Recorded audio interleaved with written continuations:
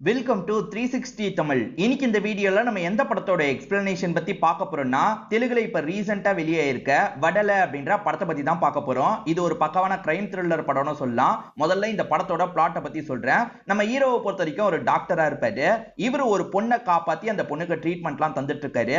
இது மூலியமா அந்த பொண்ணு கூட ஒரு பாண்டிங் இவருக்கு கிரியேட் ஆகுது. இன்னொன்று பக்கம் ஒரு போலீஸ் இன்ஸ்பெக்டர் இருக்காருல்ல, தீ விபத்துல எரிஞ்ச ஒரு பில்டிங்ல நிறைய பேர் இறந்து போயிருப்பாங்க. இந்த தீ விபத்து எப்படி ஏற்பட்டது, என்னதான் ஆச்சு, இங்க இருக்க எல்லாருமே இறந்து போயிட்டாங்களா அப்படின்ற மாதிரி ஒரு பக்கம் விசாரணை பண்ணிட்டு இருக்காரு. இந்த ரெண்டு விஷயத்துக்கும் ஒரு சம்பந்தம் இருக்கு. ஒரு இடத்துல இந்த ரெண்டு கதையும் லிங்க் ஆகுது. அதுக்கப்புறம் இந்த கதையில என்னெல்லாம் நடக்குதுன்னு சொல்றதுதான் மீதி கதையா இருக்கும். கண்டிப்பா இந்த படம் உங்களுக்கு பிடிக்கும். நீங்க எதிர்பார்க்காத சில திருப்பங்களும் இந்த கதையில வச்சிருப்பாங்க. எக்ஸ்பிளனேஷனுக்குள்ள போறதுக்கு முன்னாடி வீடியோக்கு ஒரு லைக் போடுங்க. இந்த எக்ஸ்பிளனேஷன் பிடிச்சிருந்ததுன்னா ஐப்ன்ற ஆப்ஷனை கிளிக் பண்ணி சப்போர்ட் பண்ணுங்க. மேற்கொண்டு பேசி டைம் வேஸ்ட் பண்ணாம நம்ம நேரடியா படத்தோட ஃபுல் எக்ஸ்பிளனேஷனுக்குள்ள போயிடலாம். படத்தோட ஸ்டார்டிங் சீனே நம்ம ஹீரோவை காட்டுறாங்க. இவரோட பேரு சித்தார்த் அப்படின்றது. நீ தான் என்னோட உலகமே அப்படின்ற மாதிரி ஒய்ஃபு கிட்ட சொல்றாரு. இப்போ ஒய்ஃபும் ஓடி வந்து இவரை கட்டிலாம் பிடிச்சிட்டு இருக்காங்க. ஆக்சுவலா ஒய்ஃபுக்கும் இவருக்கும் கல்யாணம் ஆகி இப்ப 2 பசங்க இருக்காங்க. பொண்ணுக்கு ஏறக்குறைய 18 வயசு ஆக போகுது. அதே மாதிரி பையனுக்கு ஒரு 10-12 வயசு இருக்கும். ரொம்ப ஹாப்பியான ஃபேமிலியா இருக்காங்க. இவர் டாக்டர்ல லீவ் கிடைக்கும் போதெல்லாம் ட்ரிப் மாதிரி ஃபேமிலியை வெளியே கூட்டு வருவாரு. ஸோ ஜாலியா இவங்க ட்ரிப்ல வந்து ஃபன் பண்றாங்க அப்படின்றத ஒரு சாங் மாதிரி நமக்கு காட்டுறாங்க. இப்போ ஒரு பில்டிங் வெடிச்சு சதற மாதிரி நமக்கு காட்டுறாங்க. எப்படி இந்த தீ விபத்து நடந்ததுன்னு தெரியல. இப்போ ஒரு இன்ஸ்பெக்டர் என்ன பண்றாருன்னா, இந்த கேஸை விசாரிக்கிறதுக்காக அந்த வீட்டுக்கு வந்துடுறாரு. அந்த வீட்டுல யாரெல்லாம் இருந்தாங்கன்றத தெரிஞ்சுக்கணும்ல. அந்த வீட்டுக்கு பக்கத்துல இருக்க ஒருத்தர் கிட்ட பேச்சு கொடுக்குறாரு. அவர் மூலியமா இங்க சீனிவாசன் ஒருத்தர் தான் ஃபேமிலியோட இருந்தாருன்றது தெரிய வருது. சீனிவாசனை பொறுத்த வரைக்கும் தெரிஞ்சவங்கன்ற மாதிரி பெருசா யாரும் கிடையாது. ஒரு பெஸ்ட் ஃப்ரெண்டு மட்டும் இருக்காரு போல. அவர் ஹோட்டல் ரன் பண்ணிட்டு இருக்கிறதா சொல்றாரு. இதை தாண்டி சீனிவாஸ் இந்த கம்பெனில தான் வேலை பார்த்தாரு அப்படின்ற மாதிரி இந்த குடும்பம் சொல்றாங்க. சரி, வேலை பார்த்த இடத்துல விசாரிக்கலாம்ன்ற மாதிரி இன்ஸ்பெக்டர் யோசிக்கிறாரு. இன்னொன்று பக்கம் கார் ஓட்டிட்டு வந்த ஒரு பொண்ணு யாடகடமா ஒரு இடத்துல இடிச்சு மயங்கி இருக்காங்க போல. இந்த வழியா தான் சித்தார்த்து கார்ல போயிட்டு இருப்பாரு. என்ன இந்த பொண்ணு மயங்கி கிடக்குறா, ஆக்சிடென்ட் ஆயிடுச்சு போல அப்படின்ற மாதிரி கவனிக்கிறாரு. அந்த பொண்ணு மயக்கத்துல இருக்கிறதுனால என்னாச்சு ஏதாச்சுன்ற மாதிரி அவங்களை எழுப்புறதுக்கு ட்ரை பண்றாரு. அவங்க பாதி மயக்கத்துல தான் இருக்காங்க. அவங்க கால்ல அடிபட்டு இருக்கு. இவரே தூக்கிட்டு போய் இவரோட கார்ல வச்சிடுறாரு. இவரே டாக்டர் தானே, உடனே ஹாஸ்பிட்டலுக்கு கொண்டு போனோம் அப்படின்ற மாதிரி கொண்டு வந்துடுறாரு. இப்ப கண் முழிச்சவங்களுக்கு முட்டி பயங்கரமா வலிக்குது போல, முட்டியில தான் அடிபட்டிருக்கு போல. ஒன்னும் இல்ல அப்படின்ற மாதிரி இவருமே செய்ய வேண்டிய எல்லா விஷயத்தையும் இந்த இடத்துல செஞ்சுட்டு இருக்காரு. ஏற்கனவே ஒரு இன்ஸ்பெக்டரை காமிச்சாங்கல்ல, திரும்பி அந்த இன்ஸ்பெக்டரை காட்டுறாங்க. இந்த இடத்துக்கு மோனிகான்ற ஒரு பொண்ணு வரா. இந்த மோனிகா கூட ரூம்மேட்டா ஒரு பொண்ணு இருந்திருப்பா, பேரு அமுதா அப்படின்றது. அந்த அமுதா மிஸ் ஆகுறா, என்னாச்சு ஏதாச்சுன்னு தெரியல, கொஞ்சம் கண்டுபிடிச்சு தாங்க அப்படின்ற மாதிரிலாம் சொல்றா. சரி, அந்த பொண்ணோட ஃபேமிலி கிட்ட இன்ஃபார்ம் பண்ணிட்டியான்னு கேட்கும்போது, அந்த பொண்ணுக்கு ஃபேமிலி எல்லாம் கிடையாது சார், அவளும் நானும் சேர்ந்து தான் இருக்கோம், யார்கிட்ட சொல்றதுன்னு கூட எனக்கு தெரியல அப்படின்ற மாதிரிலாம் இந்த பொண்ணு சொல்றா. சரி, அந்த பொண்ணை பத்தின டீட்டெயில் எல்லாம் கொடு அப்படின்ற மாதிரி இவங்களுமே டீட்டெயில் எல்லாம் கேட்டு வாங்கிட்டு இருக்காங்க. ஆக்சுவலா இந்த பொண்ணு கொடுக்குறா பாத்தீங்களா, அந்த டீட்டெயிலுக்குரிய ஒரு பொண்ணு வந்து ஹாஸ்பிட்டல்ல அட்மிட் செய்யப்பட்டிருக்கா அப்படின்ற மாதிரி வேற ஒரு இடத்துல இருந்து இவங்களுக்கு தகவல் கிடைக்குது. அதுதான் அமுதான் ஒரு பொண்ணுக்கு காலில் அடிப்பட்ட மாதிரி காமிச்சாங்கல்ல, அந்த பொண்ணு தான் போல அப்படின்ற மாதிரி இவங்களுமே கன்ஃபார்ம் பண்ணிடுறாங்க. இப்ப அப்படியே கட் பண்ணி நம்ம ஹீரோ சித்தார்த்த காட்டுறாங்க. சித்தார்த் ஓரளவுக்கு ஆபரேஷன் மாதிரிலாம் பண்ணிட்டார்ல, கவலைப்படாத, இன்னும் ஒரு வாரத்துல எல்லாமே சரியா போயிடும் அப்படின்ற மாதிரிலாம் சொல்லிட்டு இருக்காரு. ஆக்சுவலா இந்த பொண்ணுக்கு பேரண்ட்ஸ் யாருமே கிடையாது இல்ல. இப்ப கார்டியன் இடத்துல யார் கையெழுத்து போடுறதுன்ற மாதிரி வருது. ஒன்னும் பிரச்சனை இல்ல, நான் போடுறேன்ற மாதிரி ஹீரோவோ இந்த இடத்துல சொல்றாரு. இப்ப இந்த இடத்துக்கு இந்த பொண்ணோட ஃப்ரெண்டான மோனிகாவை கூட்டு வந்துடுறாங்க. மோனிகாவும் ஓகே தானே அப்படின்ற மாதிரிலாம் கேட்டுட்டு இருக்கா. ஆக்சிடென்ட் ஆன மாதிரி நிலைமையில பார்த்தேன், அதனால தான் ஒரு கம்ப்ளைண்ட் கொடுக்கலாம்னு கால் பண்ணி சொன்னேன்ற மாதிரி ஹீரோவும் சொல்றாரு. இப்ப ஹீரோ வீட்டுக்கு வந்து பசங்க கிட்ட ஜாலியா பேசி விளையாடிட்டு இருக்காரு. பொண்ணை பொறுத்த வரைக்கும் 18 வயசு ஆக போதுல, காரை ஓட்டணும்ன்ற மாதிரி ஆசைப்படுறா. அப்பா கார் தாங்கப்பா, நான் ஓட்டிட்டு வந்துடுறேன் அப்படின்ற மாதிரி சொல்றா. இவர் இதுக்கு முன்னாடி கீயை தருவார் போல, ஆனா இன்னைக்கு வேணான்ற மாதிரி கொஞ்சம் கோவமா சொல்லிடுறாரு. ஏங்க கோவமா பேசுனீங்கன்னு ஒய்ஃப் கேக்குறாங்க. இல்ல இப்பதான் ஒரு பொண்ணுக்கு ஆக்சிடென்ட் ஆனதை நான் பார்த்தேன், அதனால தான் தரதுக்கு தயக்கமா இருக்குன்னு சொல்றாரு. இப்ப இன்னொன்னு சைடு இன்ஸ்பெக்டரை காட்டுறாங்க. இன்ஸ்பெக்டர் வந்து ஓனர் கிட்ட விசாரிக்கிறதுக்காக வராரு. ஸ்ரீனிவாஸ்னு ஒருத்தர் வீடு எரிஞ்சது இல்ல, அவரோட ஓனர் கிட்ட விசாரிக்கிறதுக்காக வராரு. ஓனர் பிளாஷ்பேக் ஒன்னு சொல்றாரு. அந்த சீனிவாச பொறுத்த வரைக்கும் வேலையில ரொம்ப சின்சியரானவரா இருப்பாரு. எப்பவுமே கரெக்டா வேலைக்கு வந்துருவாரு. அவரோட ஒய்ஃப் தவறி இருப்பாங்க, அதாவது மெடிக்கல் ப்ராப்ளத்தினால தவறி இருப்பாங்க. சோ அப்பத்துல இருந்து பொண்ணை இவர் தான் பாத்துக்கிறாரு போல. பொண்ணு கூட டைமை ஸ்பெண்ட் பண்ண முடியல சார், பொண்ணை ட்ரிப் மாதிரி கூட்டு போலான்னு இருக்கேன், எனக்கு லீவ் வேணும் அப்படின்ற மாதிரிலாம் கேட்கறாரு. சரி ஓகே லீவ் எடுத்துக்கோ அப்படின்ற மாதிரி பாஸ் இருக்காருல இவருக்கு லீவ்லாம் தந்துடுறாரு. இப்போ இந்த சீனிவாஸ் என்ன பண்றாருன்னா பொண்ணை ட்ரிப் மாதிரி கூட்டு போறாரு, பொண்ணு கூட ஜாலியா டைம் எல்லாம் ஸ்பெண்ட் பண்ணிட்டு இருக்காரு. பொண்ணு தான் இதுக்கப்புறம் நம்ம உலகம்ன்ற மாதிரி ஒரு வாழ்க்கையை வாழ்ந்துட்டு இருக்காரு. இவருக்கு ஹோட்டல் வச்சிருக்க ஒரு ஃப்ரெண்ட் இருக்காரு பாத்தீங்களா, அந்த ஃப்ரெண்டுமே எதுக்காகடா நீ இப்படி இருக்க, கல்யாணம் பண்ணிக்கோன்னு அப்பப்ப அட்வைஸ்லாம் பண்றாரு. எனக்கு இன்னொன்னு ஒய்ஃப்லாம் வேணான்ற மாதிரி சொல்றாரு. அதுக்கு ஃப்ரெண்ட் என்ன சொல்றாருன்னா உனக்கு இன்னொன்னு ஒய்ஃப் வேணாம், ஆனா உன்னோட பொண்ணுக்கு அம்மா வேணும்ல, கல்யாணம் பண்ணிக்கோ அப்படின்ற மாதிரி சொல்றாரு. உனக்கு அம்மா வேணும் தானே அப்படின்ற மாதிரி பொண்ணு கிட்ட கேட்கும் போது பொண்ணுமே அதான் அப்பா இருக்காருல எனக்கு அம்மா கூட வேணான்ற மாதிரி சொல்றா. பொண்ணு அப்படிதான் சொல்லுவா, நான் சொல்றதை கேளு, அம்மா இருந்தாதான் கரெக்டா இருக்கும்ன்ற மாதிரி மேற்கொண்டு ஸ்ரீனிவாஸ் கிட்ட பேசிட்டு இருக்காரு.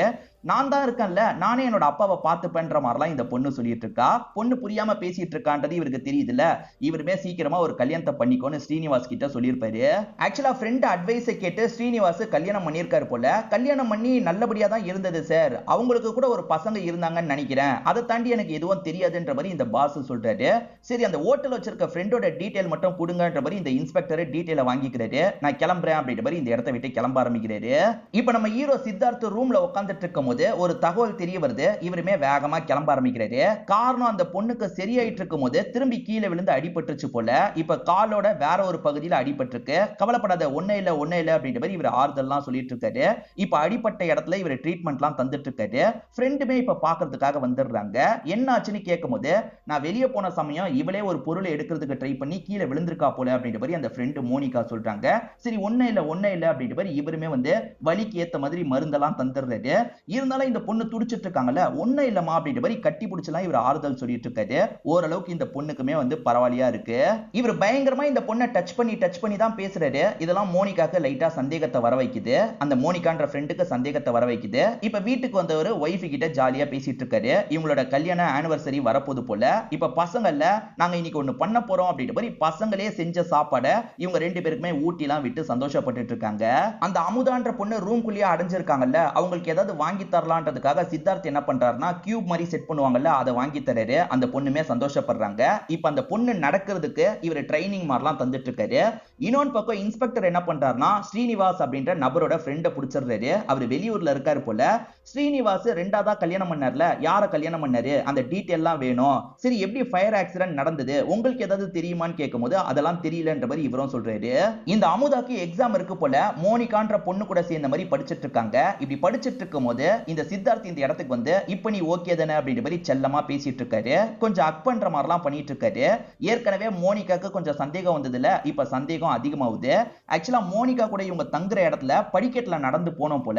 இதுக்கப்புறம் நீ படிக்கட்டுல எல்லாம் நடந்து போக கூடாது, என்னோட அபார்ட்மெண்ட்லயே கீழே இருக்க மாதிரி ஒரு வீடை உனக்காக பாக்குறேன், நீ அந்த இடத்துக்கு வந்துரு அப்படின்ற மாதிரிலாம் சொல்றாரு.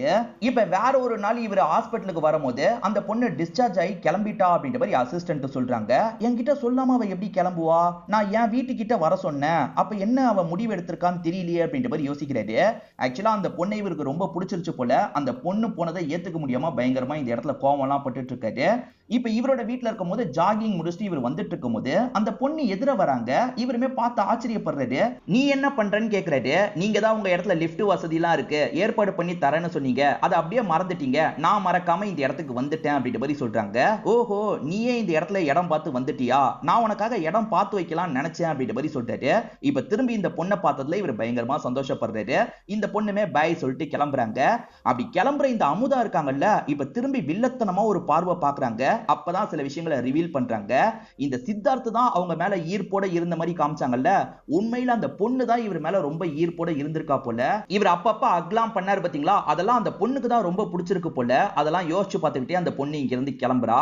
இப்ப சித்தார்த் பயங்கரமா சென்ட் அடிக்கும் போது யார மயக்கிறதுக்கு சென்ட் அடிக்கிறீங்கன்ற மாதிரி ஒய்ஃப் கேக்குறாங்க. ஒரு பொண்ணை மயக்கிறதுக்கு தான் அப்படின்ற மாதிரி இவருமே விளையாட்டா சொல்றாரு. இதுல ஒய்ஃப் கொஞ்சம் கடுப்பாயிடுறாங்க. என்ன தவிர யாரையாவது மயக்கணும்னு நினைச்சீங்க அவ்வளவுதான் அப்படின்ற மாதிரி கழுத்தெல்லாம் நெரிச்சிட்டு இருக்காங்க. இவர் சும்மா சொன்னேன்னு சொல்றாரு. இப்ப கார் எத்திரி இவர் கிளம்பலாம்னு நினைக்கும் போது அந்த அமுதா இருக்காங்கல்ல, லிஃப்ட் வேணும்ன்ற மாதிரிலாம் கேக்குறாங்க. காலேஜுக்கு கிளம்புறாங்க போல. டிராப் பண்ண முடியுமான்னு கேட்கும்போது கண்டிப்பா டிராப் பண்றேன்னு சொல்றாரு. இப்ப இவர் ஹாஸ்பிட்டல்ல வேலை பார்த்துட்டு இருக்கும் போது அமுதா இந்த இடத்துக்கு வந்துடுறாங்க. எதுக்கு வந்திருக்கன்னு கேட்கும் போது சும்மா உங்களை பாக்குறதுக்காக தான், ஏன் வரக்கூடாதான்ற மாதிரி விளையாடுறா. அதெல்லாம் ஒண்ணே இல்ல, நீ வரலான்ற மாதிரி சொல்றாரு. இப்ப அவரோட செத்தோஸ்கோப்பை வச்சு அவருக்கு செக்லாம் பண்ணிட்டு இருக்கா.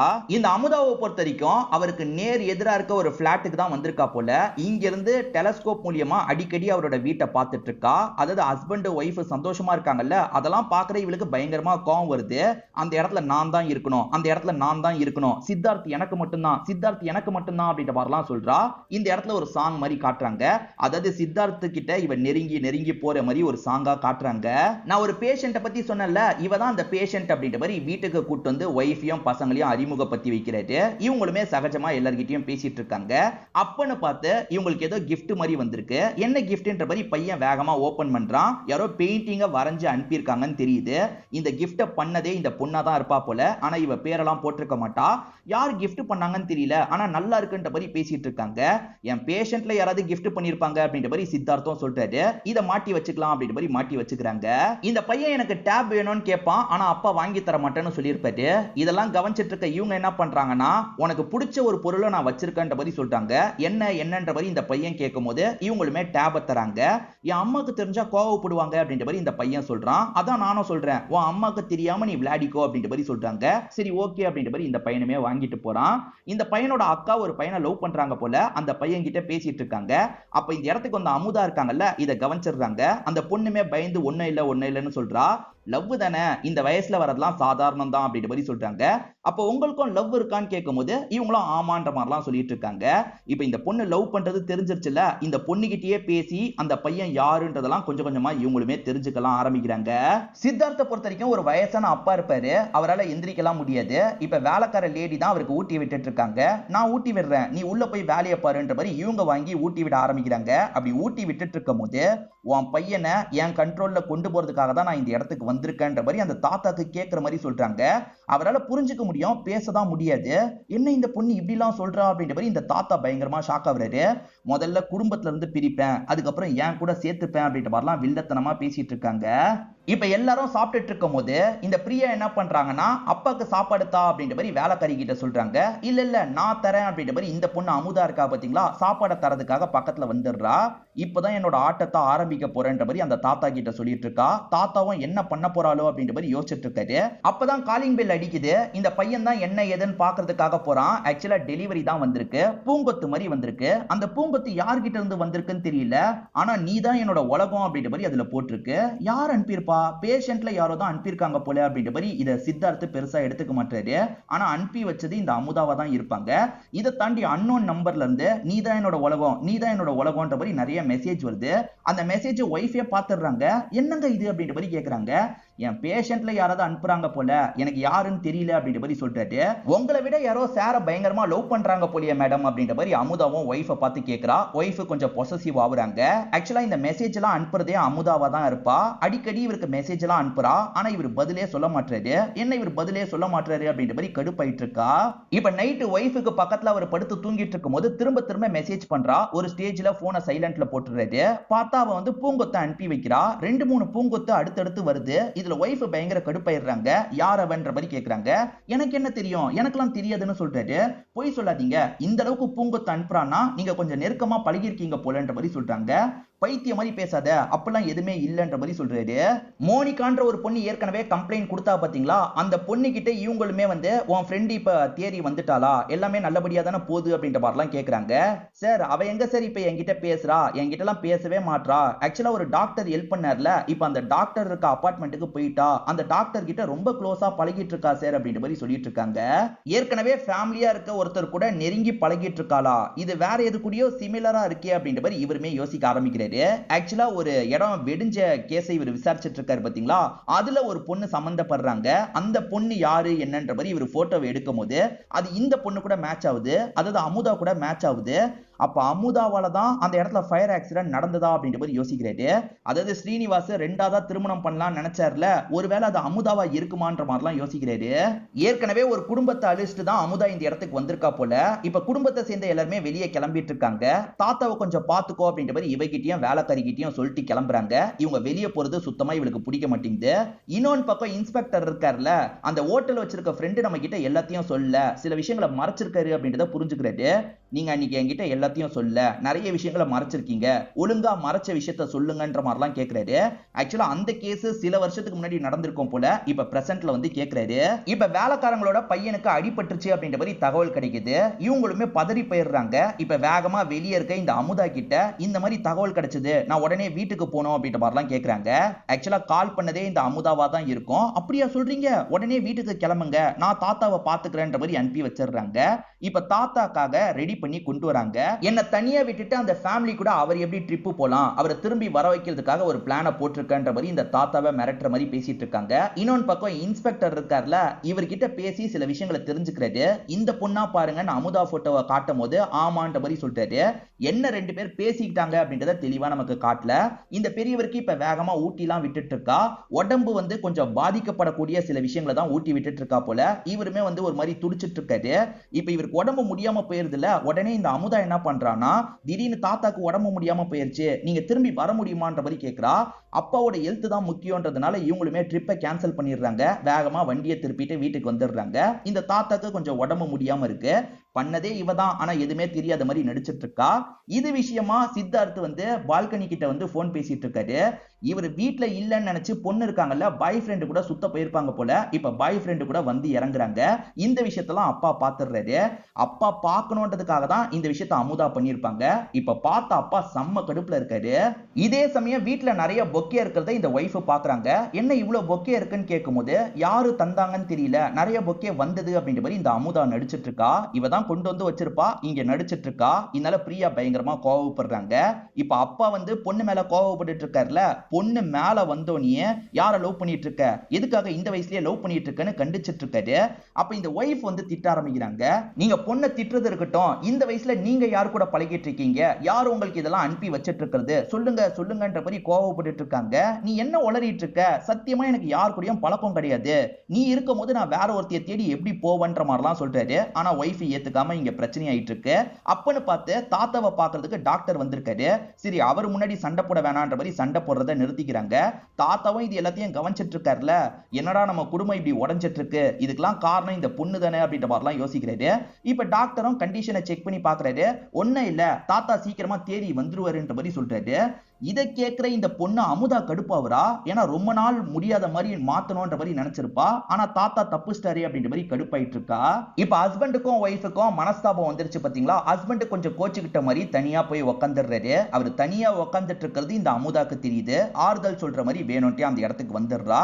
என்ன ஃபீல் பண்றீங்கன்னு கேட்கும் போது, ஒன்னும் இல்ல, என் ஒய்ஃபே என்ன நம்பலன்னு நினைக்கும் போது கஷ்டமா இருக்குன்ற மாதிரி இவர் சொல்றாரு. கவலைப்படாதீங்க, என்னைக்குமே நான் உங்களுக்கு சப்போர்ட்டிவா இருப்பேன்ற மாதிரி ஆறுதலா பேசுறா. அதே மாதிரி இவரோட கையை பிடிச்சி ஓகே தானன்னு கேக்குறா. ஓகேன்ற மாதிரி இவருமே இந்த இடத்துல ஏத்துக்கிறாரு. இவ பாசமா பேசுறான்றதுக்காக இவருமே ஏத்துக்கிறாரு.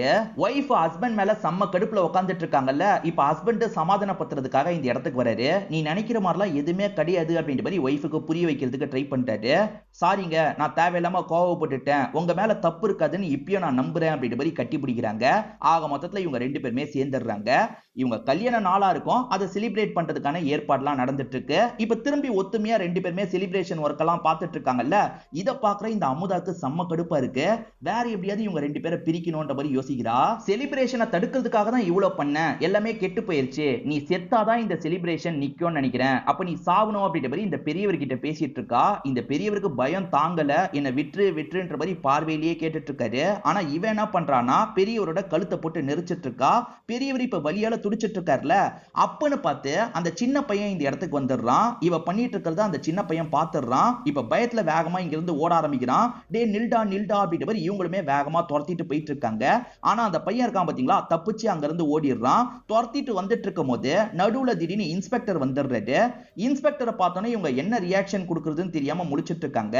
ஆக்சுவலா இன்ஸ்பெக்டர் இவங்க தப்பானவங்கன்னு தெரிஞ்சுதான் இந்த இடத்துக்கு வந்திருக்காரு போல.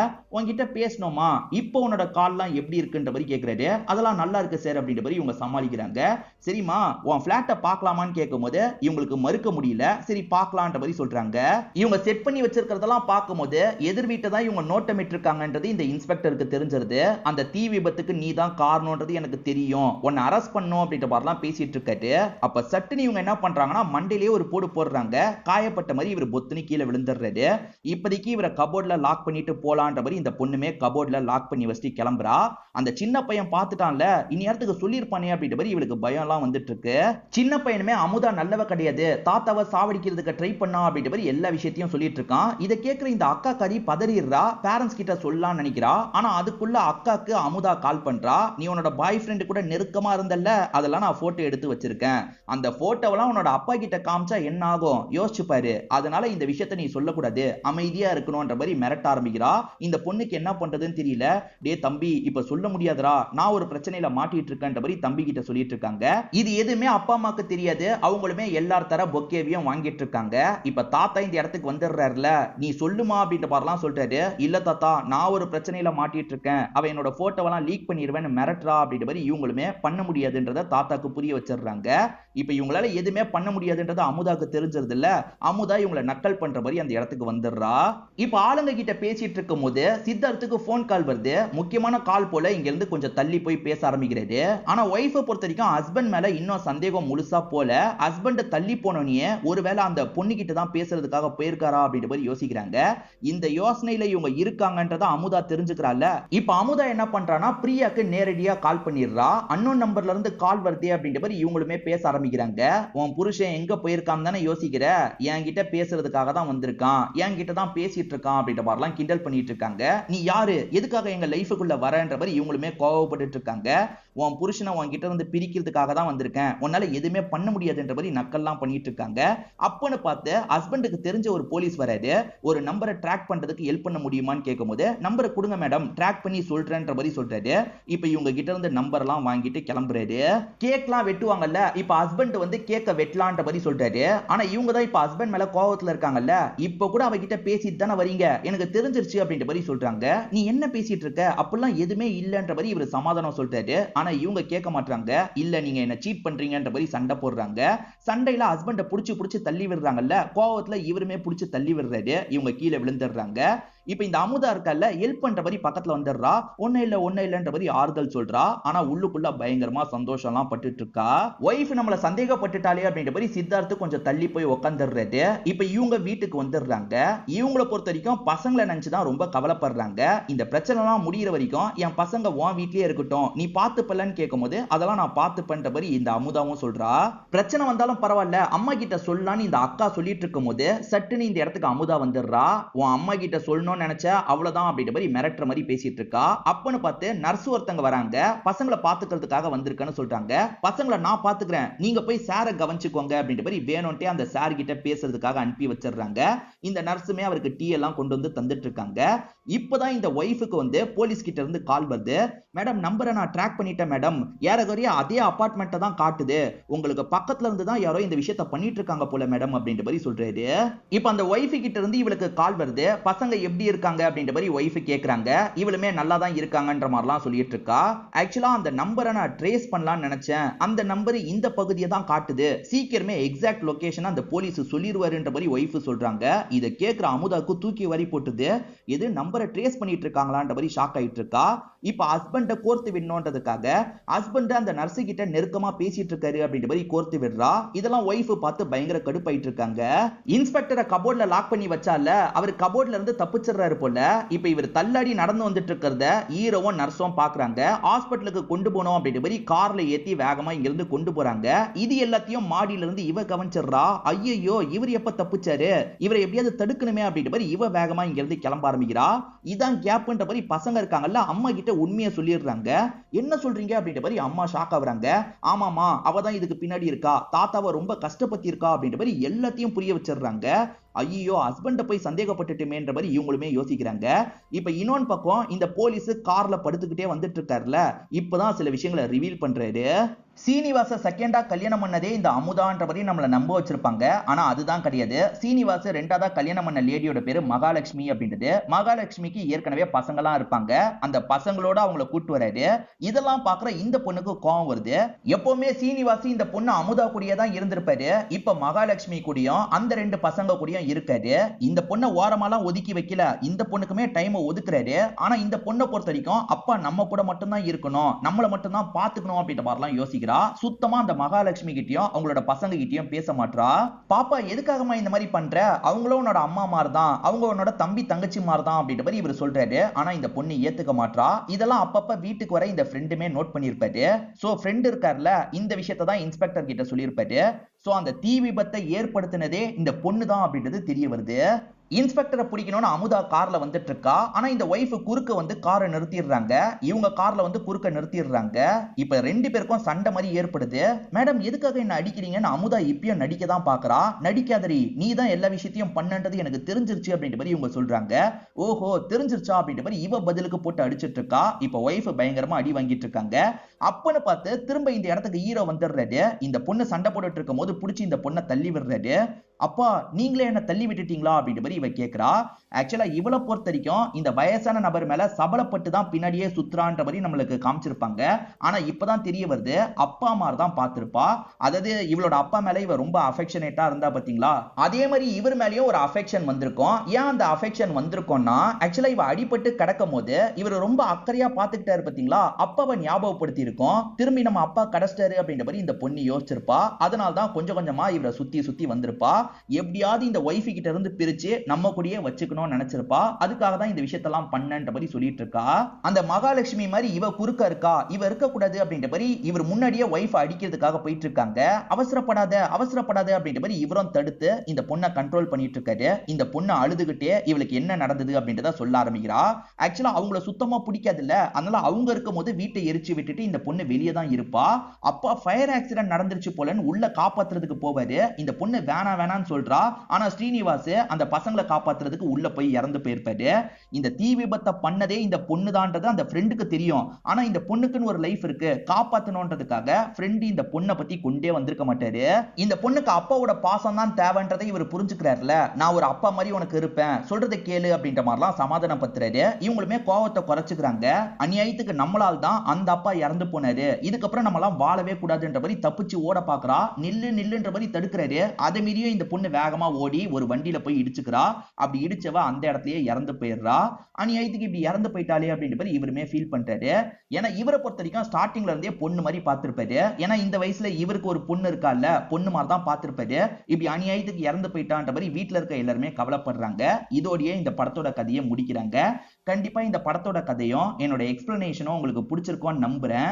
இந்த வீடியோ உங்களுக்கு பிடிச்சிருந்ததுன்னா லைக் பண்ணுங்க, கமெண்ட் பண்ணுங்க, மறக்காம 360 தமிழ் சேனலை சப்ஸ்கிரைப் பண்ணுங்க. தொடர்ச்சியா இந்த மாதிரி வீடியோக்கள் வந்துகிட்டே தான் இருக்கும்.